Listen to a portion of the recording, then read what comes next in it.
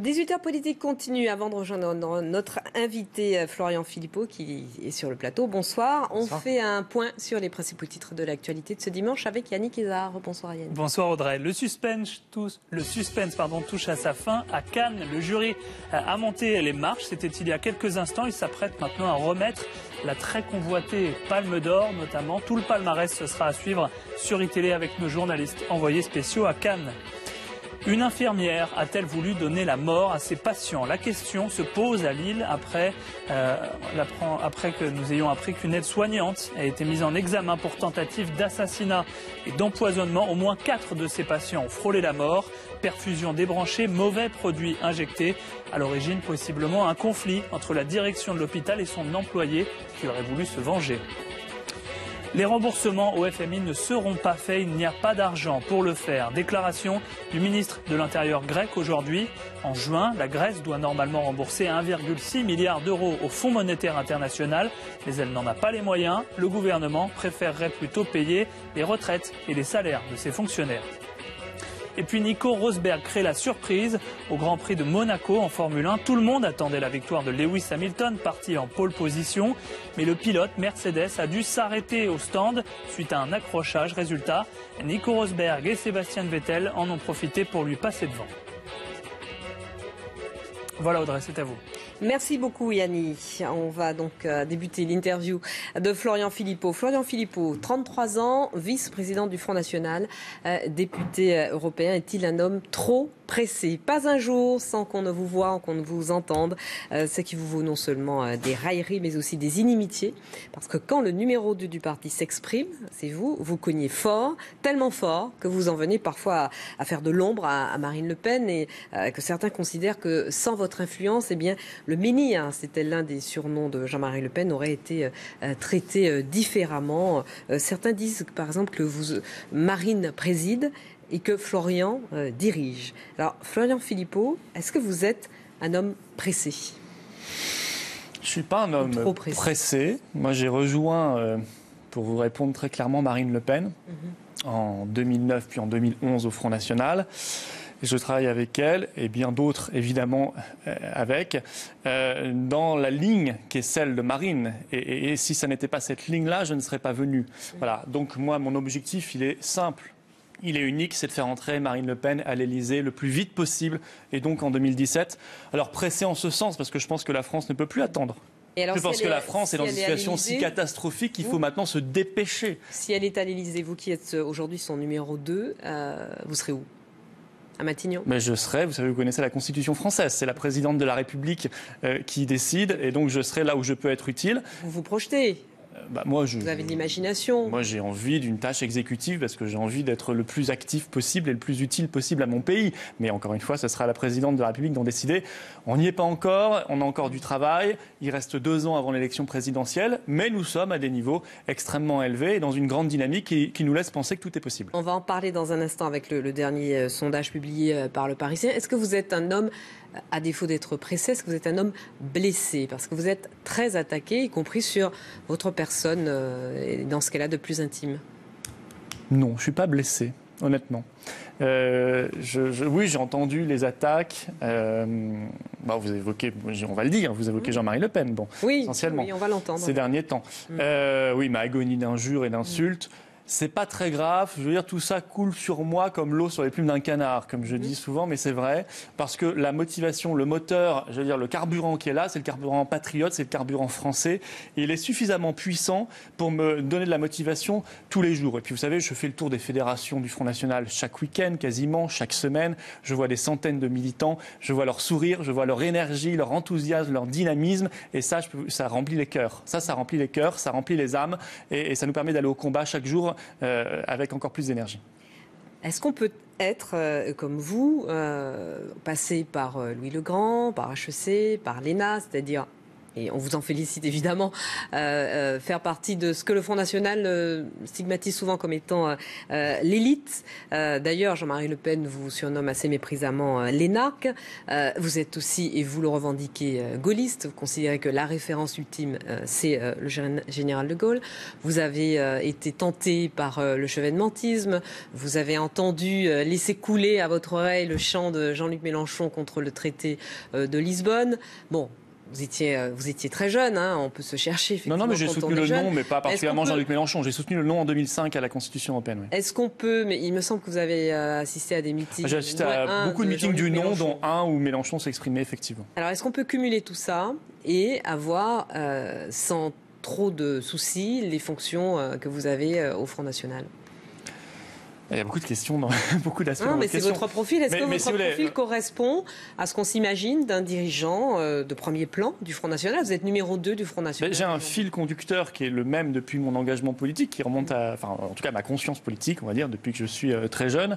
C'est l'amour de la France, c'est l'idée que la France devait être un pays libre, un pays souverain, un pays fier de lui, fier de son identité nationale et qui redonne le pouvoir à son peuple. Voilà, moi je considère que la France, effectivement, c'est notre passé, mais contrairement au président Mitterrand qui disait « l'Europe est notre avenir », moi je dis « la France est aussi notre avenir ». Et moi je crois beaucoup en la France, je crois même en la France éternelle, qui est une notion dont on parle plus beaucoup et qui pourtant, moi, irrigue mon combat politique. Alors oui, la référence absolue dans ce cadre-là, pour moi, le grand homme du XXe siècle, le grand homme français, c'est le général de Gaulle. Et le général de Gaulle, c'est une incarnation à un moment de cet esprit de résistance, de cet esprit de grandeur et de patriotisme qui continue et qui continuera toujours d'être mon inspirateur en politique. Parce mais qui, à ce moment-là, vous parlez de la grandeur et de on peut essayer de se hisser à un tout petit niveau par rapport au général de Gaulle, mais si on arrive déjà à se hisser à ce petit niveau par rapport à lui, alors on fera déjà beaucoup de bien pour son propre pays. Mais le général de Gaulle, pour l'époque de sa vie dont vous parlez, c'est-à-dire évidemment le général de Gaulle de la Seconde Guerre mondiale et ensuite qui a dirigé la France, c'est le sauveur, entre autres, de la France, c'était aussi l'ennemi de ceux qui ont fondé le Front National. C'était aussi un ennemi de Jean-Marie Le Pen. De quelques-uns, il y avait aussi quelques gaullistes à la fondation du Front, c'est vrai, mais je veux dire, bon, on parle de l'Algérie, et moi je comprends les souffrances de certaines personnes, de pas mal de familles françaises d'ailleurs, qui ont souffert de cette affaire-là, et qui peut-être en souffrent encore aujourd'hui. Et ça, je le comprends et je l'ai toujours respecté, même si ça ne me concerne moi pas personnellement ni ma famille. Mais moi, ce que je retiens, si vous voulez, du général de Gaulle, et je pense que c'est ce que retiendra l'histoire de France, c'est d'abord l'homme de la résistance, l'homme du non, puis c'est l'homme fondateur de la Ve République, le premier président de la République, de la Ve République, qui fut peut-être l'un des seuls vrais présidents de la République française dans cette Ve République, parce qu'il s'est mis au niveau de la fonction, parce qu'il l'a incarné, parce qu'il a porté la France très haut, parce qu'il a toujours voulu faire respecter la dignité française, la dignité du non-français et la grandeur de notre pays, sa liberté, sa souveraineté par rapport à l'OTAN, on le sait bien, par rapport à l'Europe, dont il estimait qu'elle ne devait surtout pas aller vers un chemin fédéral. Or, il a été emprunté ensuite par Giscard, Mitterrand, Chirac, Sarkozy, Hollande, de manière de plus en plus catastrophique. C'est ça, le général de Gaulle. Voilà, moi, en tout cas, c'est cet homme-là que je respecte. Et puis, j'ai lu ses mémoires de guerre, mémoires d'espoir, et j'invite tout le monde à les lire ou à les relire. Jean-Marie Le Pen, manifestement... C'est tellement bien écrit, c'est tellement beau et c'est tellement français. Manifestement, Jean-Marie Le Pen ne vous inspire pas la même admiration. Non, de fait. De fait, mais je respecte notamment ce qu'il a pu faire dans les années 80, c'est-à-dire porter ce combat de l'immigration. C'était pas facile du tout à l'époque, et on aurait mieux fait de l'écouter parce qu'on en vit aujourd'hui les ravages et les drames, et on aurait mieux fait d'arrêter l'immigration. Alors, et ça, il fallait une certaine dose de courage pour le faire à cette époque-là. Vous nous disiez que les critiques glissent sur vous comme l'eau sur la plume du canard. Je voudrais qu'on écoute quand même ce que disait Jean-Marie Le Pen à votre sujet. Il était interrogé par nos confrères de France Info. On l'écoute, Jean-Marie Le Pen. Il nous semble que c'est M. Philippot qui est devenu le patron du Front National, et nous voudrions que ce soit Marine Le Pen qui soit présidente et qu'elle ne soit pas prisonnière de ses collaborateurs, de M. Philippot et de ses mignons. De M. Philippot et de ses mignons. Bon, on voit à peu près où se situe l'attaque. Ce n'est pas la seule sur ce registre-là. Vous ne voulez pas y voir d'attaques homophobes de la part de Jean-Marie Le Pen? Je n'ai pas dit que ça n'était pas le cas. Je veux dire, je ne sais pas. Vous avez dit que si c'était le cas, ce serait encore plus grave. Mais vous avez encore un doute sur le caractère homophobe mais ça de cette attaque? ça rajouterait au déshonneur. C'est tout ce que je peux dire, mais je ne sonde pas les cœurs ni les reins. À la limite, le plus insultant, c'est peut-être pour Marine Le Pen dans ce genre d'attaque. Parce que je suis assez navré de voir dans ce genre de propos qu'il reprend une vieille rhétorique d'extrême droite qui considérerait qu'une femme ne peut pas diriger, ne peut pas être un poste de direction sans forcément être sous influence d'un homme ou être la marionnette d'un homme. Je veux dire, c'est très mal connaître Marine Le Pen. Je suis navré de l'apprendre à Jean-Marie Le Pen, mais Marine Le Pen, c'est une femme libre, c'est une femme courageuse, et je dirais même que je ne connais pas dans la vie politique française de responsable politique plus libre et plus courageux que Marine Le Pen. Et si vous voulez, moi, si je la rejoins et si je la soutiens, c'est justement parce que je pense qu'elle a les qualités d'un chef, et justement parce que j'estime qu'elle est une excellente présidente du Front National depuis 2011 et qu'elle fera demain une excellente chef d'État. Et quand le président Pour le reste, je ne répondrai pas aux attaques personnelles, ça ne m'intéresse pas du tout. Qui est très proche de Jean-Marie Le Pen, parle à propos du Front National de lupanar pédérastique. On n'est pas non plus dans l'homophobie? Qui a dit ça? Le président de Radio Courtoisie. Je connais. Très proche de Je ne sais pas, je ne le connais pas, mais bon, ça, ce sont des insultes, des injures. Voilà, bon, il se décrédibilise tout seul. Vous savez, celui qui insulte, c'est pas celui qui est insulté qui est déshonoré, c'est celui qui insulte. Ah non, je ne parle pas de déshonneur, je vous demande si ça vous touche. Ah, pas du tout. Ah non, pas du tout. Ah non, moi j'ai le plus grand mépris pour ce genre de propos. Ça me fait presque rire, je veux dire. Mais j'ai pas que ça à faire. Je travaille pour la France, pour les Français. J'ai beaucoup de choses à faire avec mes amis au Front National. J'ai beaucoup de choses à faire pour Marine Le Pen. On a des régionales à préparer. Là, on a lancé une campagne contre le traité transatlantique avec nos jeunes et un collectif Nouvelle Écologie. On a plein de choses à faire, donc on se bat, voilà. Et on n'a pas le temps de penser à toutes ces ordureries. Alors, Jean-Marie Le Pen réagissait, quand on l'a entendu à l'instant, à votre tweet, l'un de vos tweets, parce que vous n'êtes pas très tendre à son égard. Quand vous avez réclamé, eh bien, vous avez estimé que la rupture politique avec Jean-Marie Le Pen était désormais totale et définitive. C'était après ces déclarations dans le journal Rivarol. Sous l'impulsion de Marine Le Pen, des décisions seront prises rapidement. Et effectivement, on a bien vu que quelques jours après, le Front National a décidé de la suspension de Jean-Marie Le Pen, que peut-être au congrès qui sera organisé en juillet, il pourrait perdre son titre de président d'honneur. Est-ce que vous avez la sensation d'être allé peut-être trop loin dans vos attaques à l'égard de Jean-Marie Le Pen? Est-ce que vous rediriez les choses exactement de la même façon aujourd'hui? Exactement, et je n'ai pas été dans une attaque personnelle, jamais, moi. J'ai été dans une prise de responsabilité politique. Ça suivait quand même, je le rappelle, des propos, on ne va pas refaire la liste. Ah oui, non. Pétain, les chambres à gaz, les attaques contre la démocratie, les attaques contre la République. Entre-temps, il nous a expliqué qu'il ne souhaitait pas que Marine Le Pen l'emporte en 2017. Donc qui devrait gagner? Sarkozy ou Hollande? Enfin, je veux dire, bon. On est dans la politique, là. La prise, je veux dire, on est quand même un grand mouvement. Il y a des millions de Français qui nous font confiance, qui espèrent en nous. On a des dizaines de milliers de militants, des candidats. Et je veux dire, pour eux, il fallait agir. Et c'est le bureau exécutif qui a agi à une très large majorité. Vous n'avez pas la sensation que si quelqu'un avait dû l'attaquer aussi durement, aussi frontalement, au moment où ça se produit, parce qu'au moment où vous faites le tweet, c'est au début de ce qu'on a appelé la crise au Front National, si quelqu'un avait dû le faire, ça aurait peut-être dû être Marine Le Pen. Est-ce que vous n'avez pas eu l'impression d'aller un petit peu au-delà de votre périmètre? Non, je l'ai fait juste après d'ailleurs un communiqué de presse de Marine Le Pen qui expliquait qu'elle convoquerait rapidement un bureau exécutif, que les propos étaient inacceptables, qu'elle les condamnait, donc elle s'était déjà exprimée. Je crois que Louis Alliot avait dit juste avant aussi que la rupture, que les positions politiques étaient maintenant irréconciliables avec Jean-Marie Le Pen. Donc c'est quand même fort, irréconciliable. On ne peut pas réconcilier, ça veut dire. Donc vous ne vous sentez pas en situation d'homme contesté à la tête du Front National? Non, je ne crois pas du tout. Non, je crois pas du tout. Au contraire, j'essaie de faire venir un maximum de nouveaux profils, de travailler. Là, on va lancer un collectif sur la culture, et c'est très important, puis sur la francophonie et l'espace maritime français. On va travailler sur la santé, et j'essaie à mon petit niveau d'apporter ma pierre. Et je crois que ça plaît plutôt aux militants, aux adhérents. Et j'ai fait aux Européennes le deuxième score de France derrière Marine Le Pen avec 29% des voix dans ma grande région, ce qui prouve que manifestement je suis plutôt apprécié, en tout cas électoralement. Quelques supporters. Vous parliez de Marine Le Pen présidente. Un sondage publié par nos confrères du Parisien avec l'Institut de sondage Odoxa donne Alain Juppé, candidat favori de ceux qui vont voter à la primaire à droite, et Alain Juppé qui serait le seul finalement, s'il était désigné candidat de la droite, à pouvoir battre Marine Le Pen, en tout cas la surclasser au premier tour de la présidentielle, parce que si Nicolas Sarkozy était le candidat de la droite, eh bien, il ferait moins bien au premier tour que Marine Le Pen. Bon, on imagine que c'est un sondage qui vous conforte, même si on est encore une fois loin de l'échéance. Oui, on est loin, mais c'est vrai que Marine est à des niveaux quasiment jamais atteints pour un premier tour, là, 30-31%. Dans l'hypothèse Juppé, c'est vrai qu'il faut ajouter que le candidat Bayrou n'est plus testé, contrairement à l'hypothèse Sarkozy, ce qui peut expliquer qu'il monte un peu par rapport à Nicolas Sarkozy. Mais c'est vrai que je pense qu'Alain Juppé, probablement, mais ces chiffres ne m'étonnent pas trop, que Marine soit très haut, je pense qu'elle sera en tête au premier tour, en réalité, avec la dynamique de la campagne, mais c'est dans 2 ans. Mais je pense qu'Alain Juppé est probablement plus rassembleur dans son camp que Nicolas Sarkozy. Je ne suis pas étonné de ces chiffres-là. Je pense que Nicolas Sarkozy est sorti du cœur des adhérents, des sympathisants, et qu'il n'y a plus de désir Nicolas Sarkozy dans la vie politique française. En tout cas, c'est ce que montre aussi ce sondage. Mais il n'y a pas que ça. On a une foule d'indices pour nous montrer qu'il n'y a plus de désir Nicolas Sarkozy. Alors, juste pour préciser que chez les militants UMP, quand on ne consulte que, c'est encore Nicolas Sarkozy leur champion.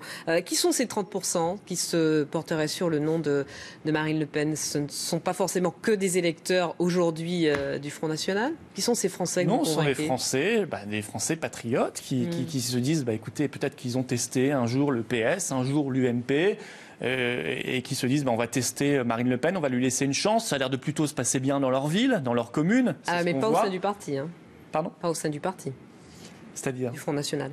Si les villes Front National, je pense que les électeurs voient les villes Front National en se disant elles sont bien gérées, ça a l'air de plutôt bien se passer, ce qui prouve qu'ils sont capables de gérer même des collectivités importantes, et donc on va leur laisser une chance. Et puis c'est vrai que son discours, son projet de redressement national qui mise sur la démocratie avec les référendums, qui mise sur la souveraineté nationale par rapport à l'Union européenne, qui mise sur l'arrêt de l'immigration, l'arrêt du laxisme en matière d'insécurité, c'est quelque chose dont on a besoin aujourd'hui. Tout cela est entendu, le redressement de l'école de la République, plus d'exigences, plus d'autorité du maître.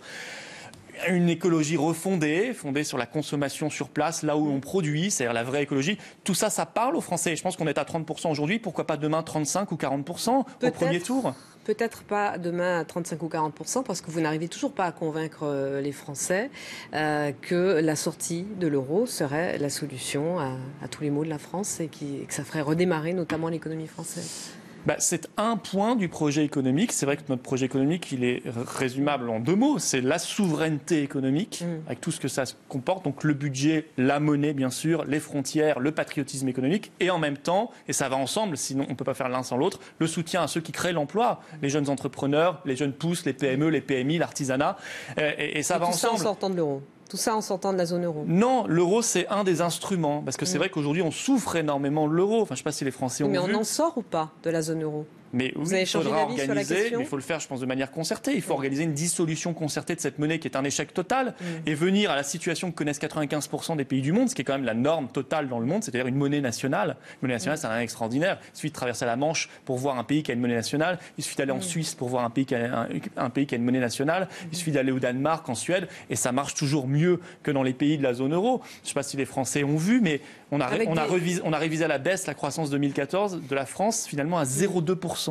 C'est quasiment nul, et ça fait 15 ans que l'euro existe, et ça fait 15 ans qu'on est la zone qui fait le moins de croissance et le plus d'austérité, donc ça ne marche pas. Avec des pratiques en Grande-Bretagne, puisque vous citez cet exemple, extrêmement libérales, qui ne sont pas tout à fait les canons de l'économie que vous prônez pour la France. Mais après, chaque pays souverainement décide de sa politique. Si les Anglais veulent une politique plutôt libérale, c'est leur choix. Si les Français veulent... Vous pensez qu'on peut prendre des petits bouts comme ça, se dire, on ne va pas faire libéral comme la Grande-Bretagne, mais quand même, on va sortir de la zone euro. Non, si vous voulez, maîtriser la souveraineté économique, maîtriser, par exemple, ses frontières pour faire du protectionnisme face à la concurrence déloyale. C'est aussi ce qu'on propose. Arrêter la directive détachement des travailleurs. Ça aussi, c'est un acte de souveraineté. La monnaie, c'est pas un petit bout. C'est structurel. Justement. C'est-à-dire que, vous savez... Ce n'est pas une petite question. Est-ce que vous Celui qui décide, c'est celui qui finance. Quand c'est une banque centrale à Francfort, la BCE qui finance, c'est elle au final qui décide.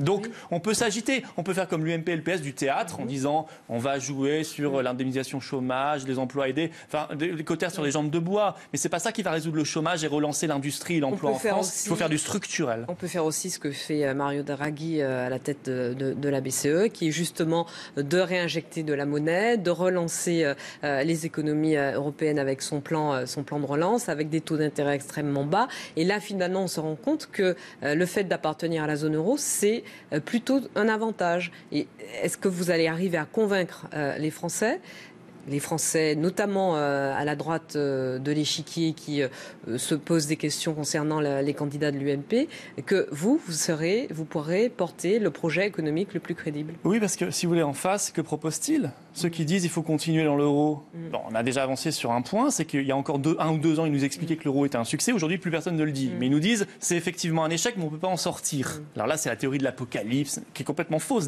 démontée par les économistes, démontée par des exemples historiques. Elle n'a pas encore été mise en application pour qu'on se rende compte si c'est l'apocalypse ou pas. On a déjà fait des retours des monnaies nationales. En revanche, on se rend bien compte que l'Espagne, qui est restée dans la zone euro malgré sa situation de crise, que le Portugal, qui est resté dans la zone euro malgré sa situation de crise, s'en sortent moins mal, on va dire, mieux, pour parler français, que si ils avaient quitté la zone euro. Vous expliquez, par exemple, à vos électeurs, je pense à vos électeurs dans le Sud, par exemple, qui sont plutôt des électeurs avec un niveau de pouvoir d'achat plus élevé que les électeurs du Front National dans le Nord. Vous leur expliquez à vos électeurs dans le Sud que si on sort de la zone euro, eh bien, tout leur patrimoine va perdre 30% de sa valeur? Non, mais ça, c'est la propagande. Ça, c'est totalement faux. Moi, ce qu'ils voient... C'est la réalité de la dette de la France qui est détenue par l'étranger. Non, mais attendez, ce que voient les électeurs, que ce soit le Sud, du Sud, du Nord, de l'Ouest, de l'Est ou d'Île-de-France, c'est qu'en restant dans l'euro, en ayant le programme commun UMPS, Union européenne,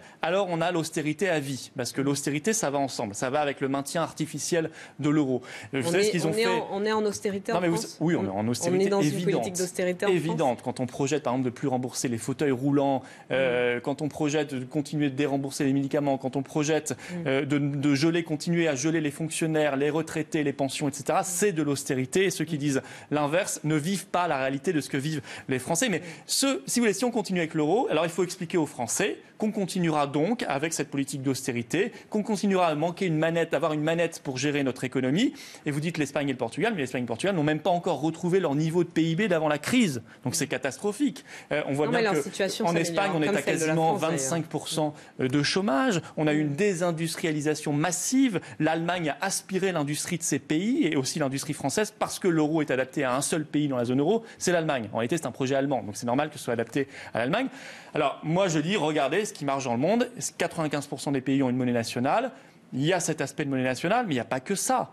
Il y a aussi avoir des frontières, on le disait, intelligentes. C'est pas fermer les frontières, mais c'est simplement en avoir pour faire, par exemple, des quotas, faire des droits douaniers, des tarifs douaniers face à la concurrence déloyale. Ça veut dire aussi, par exemple, moi je suis très choqué quand notre police ou notre gendarmerie n'achète plus français. N'achète plus des véhicules français, comme ça s'est fait récemment, ou l'armée française. Ça, c'est le patriotisme économique. Ça fait partie du projet du Front National. Qui va relancer l'industrie française et recréer les 700 000 emplois perdus dans l'industrie française depuis 10 ans. En tout cas, tant qu'on continue avec l'euro, l'austérité et l'ouverture totale des frontières et l'interdiction du patriotisme économique à cause de l'Union européenne, on verra la désindustrialisation s'aggraver. Donc moi, je dis, on doit arrêter de croire les incompétents de l'UMP et du PS. Ça fait 30 ans qu'ils dirigent, ça fait 30 ans que ça va plus mal. Ça, c'est pour vos fondamentaux en termes de programme économique. Je reviens sur la composition de la direction du Front National. Il y aura un congrès extraordinaire au mois de juillet.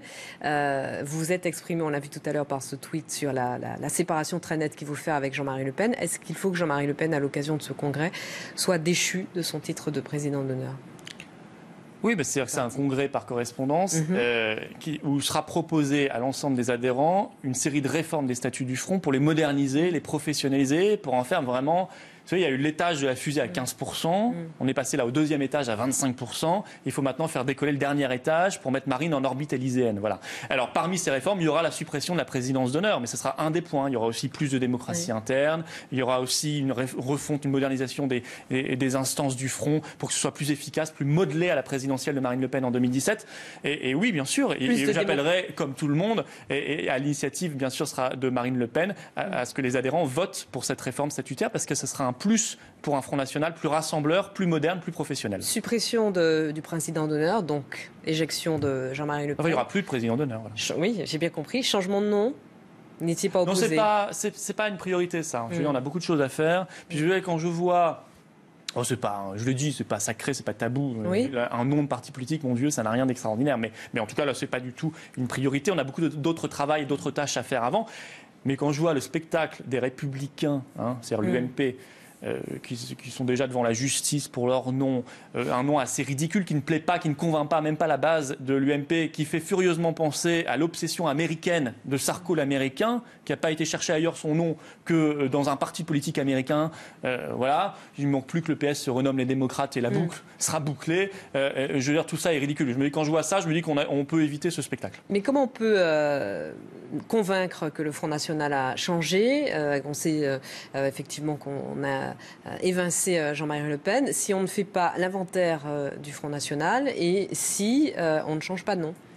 Finalement, est-ce que vous pensez que le seul fait d'évincer Jean-Marie Le Pen suffira à convaincre que le Front National n'est plus celui de l'époque de Jean-Marie Le Pen? Non, mais il ne s'agit pas d'évincer une personne ou quoi que ce soit, il s'agit de rappeler une ligne. Il ne s'agissait pas de l'évincer. Non, mais il s'agit de rappeler une ligne politique. Et notre ligne, elle est républicaine, elle est patriote, elle est nationale, elle est souverainiste, et ça a été rappelé clairement par la présidente du Front, par le bureau politique et le bureau exécutif du Front National. C'était ça, cette affaire-là, et maintenant de préparer un front plus fort, qui fait trembler d'ailleurs nos concurrents. Parce que quand je vois nos adversaires, UMP, PS, être un peu déboussolés par rapport à ce qui se passe, parce qu'ils voient bien qu'ils auront moins d'arguments contre nous demain, parce qu'ils voient bien qu'il y a un front plus moderne qui se prépare, et quand ils voient déjà Marine à 30 ou 31% dans les intentions de vote, je crois qu'ils tremblent en face et qu'ils ne sont pas prêts d'arrêter de trembler, parce que nous allons effectivement faire très fort dans les mois et les années qui viennent. Mais je veux dire, un parti, ça évolue tous les jours, c'est normal, parce que le contexte évolue, mais le fondamental, c'est quoi? C'est le patriotisme et c'est l'amour de la France. Et ça nous distingue des autres mouvements politiques, et ça restera évidemment. Eux, ils tremblent. Est-ce que vous tremblez, puisque vous avez été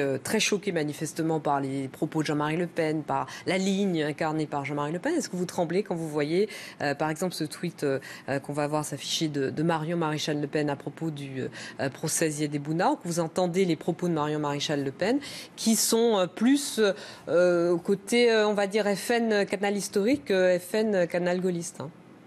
Non, mais là, si vous voulez, il s'agissait de la relaxe salutaire et heureuse des policiers dans l'affaire Ziad Bouna, donc de 2005, ce qui avait déclenché les émeutes. Ce qui n'empêche pas qu'on ne peut pas avoir de compassion pour ces jeunes, évidemment, qui sont morts dans cette affaire-là. Là, vous n'avez pas la sensation que l'intitulé de ce tweet ressemble plus à ce que Jean-Marie Le Pen a pu dire, chacun son style, comme dérapage. Chacun son style, mais j'ai vu c'est pas un dérapage, loin de là. J'ai vu les belles âmes se choquer, vouloir se choquer, parce que je pense qu'elle l'était même pas. Vous n'êtes pas choqué? Au fond, non, je n'étais pas du tout choqué. Elle l'était même pas au fond d'elle-même, pour essayer de créer une polémique ou un buzz complètement ridicule. Il s'agissait de se réjouir qu'après 10 ans, quand même, où on les a parfois traînés dans la boue, eh bien, ces policiers se sont vus rendre justice. Voilà. Et ils ont été relaxés parce qu'ils n'étaient pour rien dans cette affaire-là, et que le vrai drame qu'a connu à l'époque la France, ce sont les émeutes de 2005. Je crois que Sarkozy avait promis de passer le Karcher. On l'attend toujours, ce Karcher. Entre-temps, il a bien disparu, le Karcher. Vous n'êtes pas choqué. Est-ce que globalement, vous êtes sur la même ligne que Marion Maréchal Le Pen? Oui, parce que Marion Maréchal Le Pen est sur la même ligne que Marine Le Pen. Voilà. C'est pas toujours l'impression qu'on a. On a un peu l'impression que Marion Maréchal, mais on peut se tromper, que Marion Maréchal Le Pen représente plutôt l'ancienne ligne très traditionnelle, voire traditionnaliste du parti, plutôt incarnée par Jean-Marie Le Pen. Non, mais je crois qu'il y a une confusion entre l'ordre privé, parce que c'est vrai qu'elle est attachée à son grand-père, ce qui peut parfaitement se comprendre, effectivement, et qu'il l'a un peu lancé politiquement dans cette circonscription du Vaucluse. Comme il a lancé Marine Le Pen. En 2012. Oui, enfin, voilà, c'est plus récent, et elle était peut-être plus jeune que quand Marine a commencé la politique, et Marine a peut-être choisi une trajectoire un peu différente, mais politiquement, j'attends toujours qu'on me dise quelle est la différence entre ces soi-disant lignes. Il y a une ligne. Une ligne qui dit qu'il faut arrêter l'immigration d'urgence, il faut retrouver des frontières, il faut faire du patriotisme économique, et il faut retrouver notre souveraineté par rapport à l'Union européenne, il faut défendre l'amour de la France, l'amour du drapeau, la fierté d'être français. Et ça, je veux dire, c'est commun à l'ensemble des cadres et des adhérents du Front. Donc Marion Maréchal Le Pen est la meilleure candidate pour conduire la liste FN en PACA? Exactement. C'est pour ça d'ailleurs que j'ai voté pour elle en commission d'investiture. Et je pense que la PACA est une des régions gagnables régionales J'espère que la mienne l'est aussi, je pense, Alsace, Lorraine, Champagne-Ardenne, mais aussi Nord-Pas-de-Calais, Picardie, Franche-Comté, Bourgogne avec Sophie Montel, ou le Sud-Ouest, etc. Comme il nous reste peu de temps avant que Mickaël Darmon nous rejoigne sur ce plateau, je voudrais quand même qu'on évoque l'affaire Jeanne, ce micro-parti. Voilà, 8 mises en examen dans cette affaire qui concerne un micro-parti dirigé non pas par Marine Le Pen, mais par des proches de Marine Le Pen. Il y a une information judiciaire qui est ouverte pour, je cite, escroquerie en bande organisée, faux et usage de faux. Des proches de Marine Le Pen comme Frédéric Chatillon ou, il y a quelques jours, Jean-François Jalk, qui est lui aussi vice-président du Front National, ont été mis en examen. Jean-François Jalk a été mis en examen pour escroquerie, abus de confiance, acceptation par un parti politique d'un financement provenant d'une personne morale. L'affaire est pas si compliquée que ça, mais on n'a pas trop le temps de l'expliquer. Ça s'ajoute aux questions concernant un éventuel compte caché de Jean-Marie Le Pen. Ça s'ajoute à une procédure en cours au niveau européen. Alors, je sais bien que tout cela ne vaut pas culpabilité, mais est-ce que le Front National, finalement, n'est pas devenu un parti totalement comme les autres ? Non, mais le but, c'est de laisser croire ça. C'est-à-dire que cette affaire-là, on égrène semaine après semaine des mises en examen qui sont... On met en examen la structure Jeanne, puis une semaine après son secrétaire général, puis une semaine après son président. Peut-être qu'un jour Marine Le Pen le sera dans le même cadre. Et peut-être 2 semaines avant le premier tour d'une élection, ça tombera bien. On voit bien que ce sont des mises en examen très politiques. Vous n'avez aucune inquiétude sur cette affaire. Mais je veux dire, c'est tellement vide qu'on sent l'ombre de Mme Taubira derrière tout cela, de manière tellement grossière, tellement évidente, sachant que l'enquête est confiée notamment à une juge, Mme Aude Burézy, qui est une responsable du syndicat de la magistrature. Vous savez, c'est le syndicat... La justice est aux ordres. Non, mais parfois oui. C'est un syndicat, parfois elle n'a pas besoin de l'aide parce qu'elle est militante spontanément, mais le mur des cons, vous vous souvenez, c'est le mur des cons de ce fameux syndicat de la magistrature, très militant anti-Front National à la base, il le revendique, qui mettait des portraits de gens du Front. Et puis également des portraits de parents de victimes assassinées. Ce n'étaient pas les criminels qui étaient sur le mur des cons, c'était les parents de victimes assanées. Donc, ça me démontre quand même l'orientation idéologique de ce syndicat. Ni le parti Jeanne, ni le Front National n'ont rien à se prends quelques exemples. On nous dit les taux d'intérêt à 6%, c'est trop élevé. Oui, mais aux dernières municipales, les candidats parisiens ont eu des taux à plus de 7%. Ça, c'est pas trop élevé. Bon, parce que c'est le Parti Socialiste. On nous dit un crédit fournisseur, c'est gênant, je crois que c'est 600 000 euros. Oui, mais on a vérifié, le Parti Socialiste a un crédit fournisseur actuellement dans ses comptes de 3,75 millions d'euros. Mais ça, c'est pas illégal parce que c'est le Parti Socialiste. On voit que c'est vide. En 2 mots, vraiment, parce qu'on est en retard. Le mécanisme qui consiste à ce qu'une société, la société Réwal, fabrique des kits de campagne, les vende aux partisans, qui les vend aux candidats, mais qui en même temps prête de l'argent aux candidats pour qu'ils puissent acheter ces kits, et qui après est rémunéré pour cet argent prêté, lequel argent est remboursé ensuite aux candidats par l'État comme des frais de campagne. C'est un dispositif. C'est un dispositif qui a été validé 4 fois, pas une fois, pas 2, pas 3, 4 fois par la Commission nationale des comptes de campagne, qui est une instance officielle, publique, gouvernementale, qui a validé ça 4 fois. Donc s'il y avait un problème, il fallait nous le dire avant. Mais il n'y en a pas, c'est une évidence. On est dans une espèce de séquence. Moi, je vous annonce que médiatiquement, ça continuera. C'est le but. Mais je crois que les Français ont bien compris tout ça. Mickaël Darmon nous a arrangé. Bonsoir, Mickaël. Bonsoir. Bonsoir. Alors je reviens quelques instants sur votre discours toujours très au point sur l'euro. Mais vous qui dites toujours être à l'écoute des Français, ils disent on ne veut pas sortir de l'euro. Alors on ne les écoute pas ? Ça prouve qu'on n'est pas démagogue. On ne se pas simplement sur les sondages. Non, mais donc on les écoute pas. Mais si, on les écoute. On essaie surtout de les convaincre parce qu'on y croit. Ah bon, donc mais ce que vous savez, c'est pas important. En Grèce, il y a 2 mois, il n'y avait que 20%. Non, mais je ne parle pas de la Grèce. Non, je peux vous expliquer un mécanisme. En Grèce, il n'y avait que 20% des Grecs qui voulaient quitter l'euro il y a 2 mois. Aujourd'hui, ils sont 44% dans un dernier sondage. Parce qu'ils ont été convaincus. Ils ont vu que si on restait dans l'euro, on ne pouvait rien faire. La petite différence entre la Grèce et la France, c'est que la France, c'est pas la Grèce. Et ça n'est pas la Grèce. On en est loin. Factuellement, aujourd'hui, ça n'est pas la Grèce. Et donc, ils ne veulent pas sortir de l'euro. Qu'est-ce que vous leur dites ? On ira quand même, on ne vous écoute pas. Vous voulez qu'on fasse comme les autres ? C'est-à-dire qu'on va prendre un sondage le matin, puis on va s'adapter ? Non, mais on peut faire ça, c'est facile. C'est ce que fait l'UMP et le Parti Socialiste. On fait des discours, on trouve un thème de campagne, on trouve une ligne style Sarkozy qui va refaire 15 fois la même promesse en 10 ans sans jamais la tenir. Mais allons plus loin. Si, je vous dis, on va les convaincre. Allons plus loin. Si on veut être dans l'histoire des présidents de la République française, si on veut être présidentiable, il faut être du côté de l'Europe. Est-ce que vous pensez que Marine Le Pen peut être vraiment présidentiable, parce que pour l'instant elle n'est que dans les sondages, présidentiable en disant je ne veux pas sortir de l'euro, en tout cas je veux rester donc dans l'euro tant qu'elle je remets totalement en cause votre postulat. Là, vous me faites penser à M. Juncker, le président de la Commission, qui vient... heureux, il n'a pas raté sa carrière. Ah non, mais il vient de déclarer, il n'y a pas de choix démocratique contre les traités européens. Moi, je pense à un certain M. Chirac, ça veut en 92, qui était contre l'Europe. Ça veut dire, si je peux finir une phrase, ça veut dire que... Maastricht, il est président de la République. Très bien, c'est bien l'opportunisme comme ça, génial. Et ça a fait du bien à la France. On a vu que les mandats Chirac, Sarkozy, Hollande ont été très utiles à la France. Est-ce que attendez, si vous posez une question, je puisse répondre, sinon ça sert à rien. Vous avez tenté d'y répondre, allez-y. Oui, je veux dire, M. Juncker, non, j'y réponds, je ne tente pas, j'y réponds. M. Juncker, président de la Commission européenne, qui dit il n'y a pas de choix démocratique contre les traités, ça veut dire que ces gens-là ne sont plus dans un état d'esprit démocratique. Il faut réfléchir au sens de cette phrase. Elle est très très grave. Bien sûr que si qu'un traité, ça peut se réviser, que ça peut même être dénoncé. Vous savez ce que disait le général de Gaulle, on y revient, mais les traités, c'est fait pour être mis à la corbeille. Et bien, quand un traité ne fonctionne pas, quand la France est sous tutelle, et surtout que ça produit 0% de croissance, et tant de malheurs et d'inégalités, et tant d'insécurité avec l'immigration, eh bien, il faut changer. Sinon, on fait l'opportunisme comme les autres. Le général de Gaulle disait aussi que la politique de la France ne se faisait pas à la corbeille, justement. Exactement, il a raison. Il en parlait d'une autre. Mais en l'occurrence, Marine Le Pen peut-être un jour vous faire avaler ce virage. Peut-être qu'elle va dire, mais il va falloir que j'évolue sur l'euro. D'ailleurs, quand on l'interviewe, elle ne parle plus, de sortir de l'euro, elle parle de référendum. Donc elle est en train d'évoluer et un jour, vous allez finalement devoir accepter ce virage. Elle a toujours dit la même chose. Tout récemment, je crois, sur iTélé d'ailleurs, elle a parlé de la fin de l'euro et le référendum, vous confondez, elle a toujours dit, notre position, c'est un référendum sur l'appartenance à l'Union européenne. Après 6 mois, ce qui permettra d'arriver en position de force dans des éventuelles négociations pour récupérer nos souverainetés essentielles. Et c'est ce que va faire tout simplement Cameron au Royaume-Uni, je le signale. C'est ce que est en train de préparer l'Autriche également. Il ne faut pas avoir peur des référendums. Là, on va fêter dans quelques jours les 10 ans du non à la Constitution européenne. C'était le 29 mai 2005. Référendum annulé par Nicolas Sarkozy en 2008, qui l'a fait passer par le Parlement, par le Congrès. Nous, on veut plus de référendums, et notamment sur l'Union européenne. Parfait. Autre question. Vous êtes passé très rapidement tout à l'heure en parlant de la région Nord. Quand Marine Le Pen décidera de ne pas y aller ? Ou d'y aller ? Ou en tout cas, pour l'instant, elle hésite tellement qu'on a le sentiment qu'il faut juste qu'elle annonce qu'elle ne sera pas candidate. Je ne sais pas si elle hésite ou si elle n'hésite pas. Je pense qu'il y a un calendrier et elle annoncera en tout cas sa décision quand elle le souhaitera. Quel calendrier ? Puisque tout le monde annonce ses candidatures, même Marion Maréchal Le Pen maintenant dit pour on n'est pas à 3 jours près, on n'est pas à une semaine près. Les élections, c'est en décembre. On a le temps. On ne va pas rentrer en campagne maintenant quand même.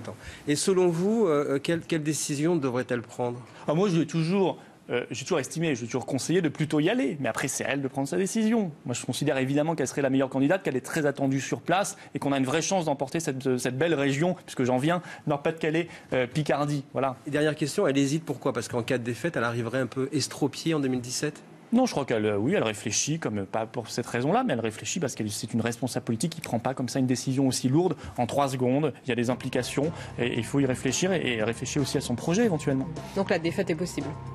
Une défaite est toujours possible malheureusement, mais la victoire est probable. Merci à tous les deux. Merci Florian Philippot. Juste après une toute petite coupure pub, on se retrouve pour le Festival de Cannes. À tout de suite.